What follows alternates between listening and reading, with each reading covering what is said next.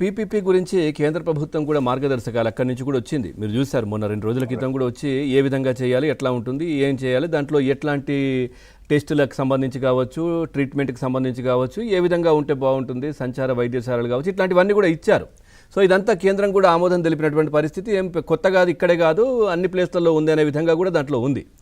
ఏంటి ఈ హడావిడి, ఎందుకు ఈ విధంగా చేస్తున్నారు జగన్మోహన్ రెడ్డి గారు అండ్ బ్యాచ్?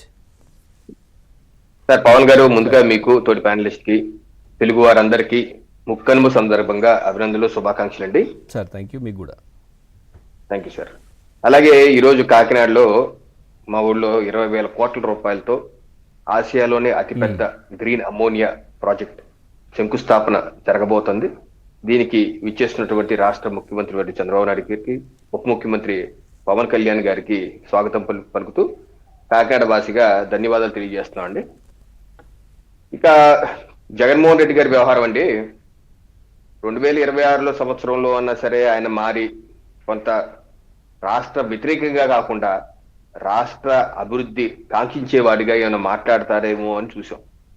ఆయన స్టార్టింగే ఏ రకంగా రాష్ట్ర రాజధాని గురించి అవాకులు చవాకులు మాట్లాడి ఆయన యొక్క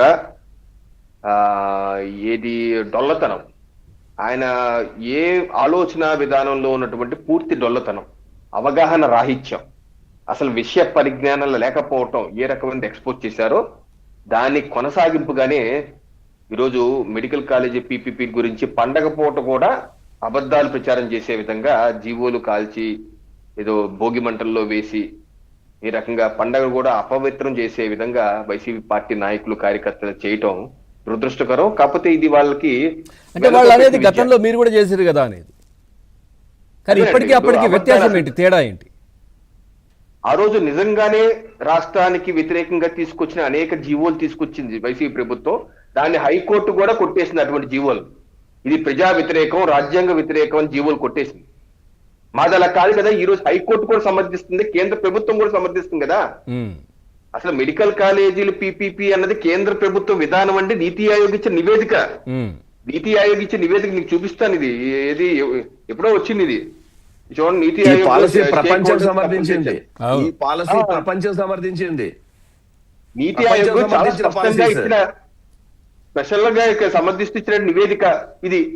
అలాగే పార్లమెంట్ లో కూడా అడిగిన ప్రశ్నలకి ఇప్పుడు 2023లోనే 17 మార్చి 2023లో medical college and PPP model జగదాంబిగా పాల్ గారు అడిగిన ప్రశ్నకి భారతీ పవార్ గారు ఇచ్చిన సమాధానం, మెడికల్ కాలేజీలో పీపీపీ విధానం ఆల్రెడీ ఉంది, మేము వైబిలిటీ గ్యాప్ ఫండింగ్ ఇస్తున్నాము, దీన్ని the regulation of national medical commission allows establishment of medical college under PPP model /5 of establishment medical college regulation 1999 prescribes that the appropriate government may allow utilization of facilities of hospitals owned and managed by it for the establishment medical college by persons, agencies, trust by entering into a MOU. ఇది 1999 లోనే ఉందట, 1999లోనే ఉందని parliament ఇచ్చిన సమాధానం. ఇది కొత్తగా PPP ఏంటి? Already Gujarat లో, కర్ణాటకలో అనేక చోట్ల ఇప్పటికే ఇది గత 10 ఏళ్ళుగానే మెడికల్ కాలేజీలో పీపీపీ మోడల్ రన్ అవుతుంటే ఈయనేంటి కొత్తగా భాషను చెప్పి పీపీపీ అంటే ప్రైవేట్ కి అమ్మేయటం అంట. నిజంగా ప్రైవేట్ కి అమ్మేయటం అంటే అయితే మరి భోగాపురం అంతర్జాతీయ విమానాశ్రయానికి క్రెడిట్ నాకివ్వండి జగన్మోహన్ రెడ్డి గారు ఎందుకు గగ్గోలు, మొన్న కూడా ప్రెస్ మీట్ లో గగ్గోలు ఎందుకు పెడుతున్నారు జగన్మోహన్ రెడ్డి గారు? అది కూడా పీపీపీ ప్రభుత్వం నిర్మించిందా? అది పీపీపీ మోడల్ కాదా?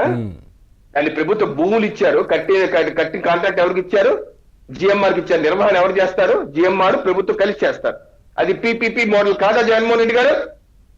పబ్లిక్ ప్రైవేట్ పార్ట్నర్షిప్ కాదా? ప్రైవేట్ అమ్మేయటమా? అలా అమ్మేయటం అయితే నా ప్రైవేట్ ఏమని చెప్పి మీరు చెవు కోసిన మేకలో ఎందుకు అడుగుతున్నారు? అడగకూడదు కదా. అంటే మీరు చేస్తే సంసారం, వేరే వాళ్ళు చేస్తే ఇంకోటి ఏదన్నా.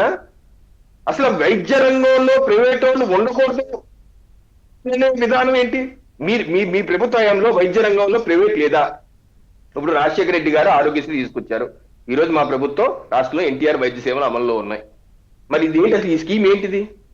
రాష్ట్రంలో ప్రభుత్వ వైద్య హాస్పిటల్స్ ఉన్నాయి, ప్రభుత్వ ఆసుపత్రులు ఉన్నాయి, ప్రాథమిక ఆరోగ్య కేంద్రాలు ఉన్నాయి, కేంద్ర ప్రభుత్వం బడ్జెట్ ఇస్తుంది, రాష్ట్ర ప్రభుత్వం బడ్జెట్ ఇస్తుంది. ఎన్ని ఉన్నప్పుడు ప్రైవేట్ వాడికి ఒక వ్యక్తి ప్రైవేట్ కి వెళ్ళి జాయిన్ అయ్యి అక్కడ ప్రభుత్వం రీయింబర్స్ చేయడం అంటే అది కూడా ఒక పీపీపీ కదా. ప్రభుత్వం ప్రైవేట్ కలిసి ఆ యొక్క రోగి ట్రీట్మెంట్ ఖర్చులు ఇస్తున్నారు కదా, ప్రైవేట్ చికిత్స చేస్తున్నారు, ప్రభుత్వం డబ్బులు ఇస్తారు, పీపీపీ కదా, మరి ఉండకూడదు కదా. అలాగే 108, 104 నేషనల్ అంబులెన్స్ మిషన్ బిల్ కింద కేంద్ర ప్రభుత్వం అంబులెన్స్ ఇస్తుంది. జగన్మోహన్ రెడ్డి గారు బెంచ్ సర్కిల్ జెండాలు ఎక్కేవాళ్ళలాగా 1000 బస్సులు 1000 అంబులెన్స్ నేనే చేశాను జెండాలు ఎత్తేవారు. మరి అన్ని ఎవరికి ఇచ్చారు నిర్మాణానికి మీరు? అరబిందో కాదా ఇచ్చింది? అరబిందోకి కాదా నిర్వహించి? మరి అది పబ్లిక్ ప్రైవేట్ పార్ట్నర్షిప్ కాదా? ఎందుకని మీకు ఏదో తెలియనట్టుగా రాష్ట్ర ప్రభుత్వాలకి రాష్ట్ర ప్రజలకి అబద్ధాలు చెప్తారు? ఇసుకండి పవన్ గారు, ఇసుకండి జగన్మోహన్ రెడ్డి గారి ప్రభుత్వాలు ఏం చేశారంటే ఆక్షన్ పెట్టి 2 ఏళ్ల పాటు లీజ్కి ఇచ్చి దానిలో కొంత అమౌంట్ నాకు ప్రభుత్వానికి కొంత అమౌంట్ మీకు అని చెప్పేసి చేశారు లేదా? దాన్ని ఏమంటారు? ప్రైవేట్ కమ్మేయటం అంటారా? జేపీ పవర్ మీకు సంబంధించింది తీసుకుంది, దాన్ని ఏమంటారు? పీపీపీ కాదా? పబ్లిక్ ప్రైవేట్ కలిసి చేయటం కాదా? దాన్ని మీరు అనేకమైన చేశారు. ఇప్పుడు జగనన్న పాల వెల్లు అని చేశారు పవన్ గారు వాళ్ళ వ్యవసాయంలో. అదేంటండి? పాల ఉత్పత్తిలో అమూల్ తీసుకొచ్చి పెట్టలేదా? ప్రభుత్వం ఉన్నటువంటి చిత్తూరు డైరీ అన్ని వాళ్ళకి ఇవ్వలేదా? అమూల్కి ఇవ్వలేదా? మీరు వాడుకొని 40 ఏళ్ళ 90 ఏళ్ళ పాటు లీజ్కి ఇవ్వలేదా? మరి అది కూడా ఒక రకమైన పీపీపీ కాదా? నేనంటే కేంద్ర ప్రభుత్వం ఇది ఇప్పటిది కాదు, ఎప్పటి నుంచో ఉన్నటువంటి ప్రోగ్రామ్ మెడికల్ కాలేజీల్లో పీపీపీ. నేను ఒకటే అడుగుతున్నా సార్, జగన్మోహన్ రెడ్డి గారు 108 జీవో తీసుకొచ్చారండి. ప్రభుత్వ పాఠశాలలో మేనేజ్మెంట్ కోట 108 జీవో, ఇదిగోండి 108 జీవో ఇది. ప్రభుత్వ పాఠశాల జగన్మోహన్ రెడ్డి గారు తీసుకొచ్చిన జీవో, ప్రభుత్వ మెడికల్ కాలేజీల్లో మేనేజ్మెంట్ కోట ఎన్ఆర్ఐ కోట తీసుకొచ్చి కేవలం ఒక మెడికల్ కాలేజీలో 100 సీట్లు వస్తే 42 సీట్లు మాత్రమే పేదలకు వచ్చినట్టు ఆయన చేశారు. కానీ మేము అలా కాదు, 100 సీట్లు వస్తే 50 సీట్లు పేదలకు వచ్చినట్టు చేస్తున్నాం. రవికిరణ్ గారు, ఎందుకు మరి తెలిసిన మరి తెలియట్లేదా, తెలిసిన వాళ్ళు చెప్పట్లేదా మరి?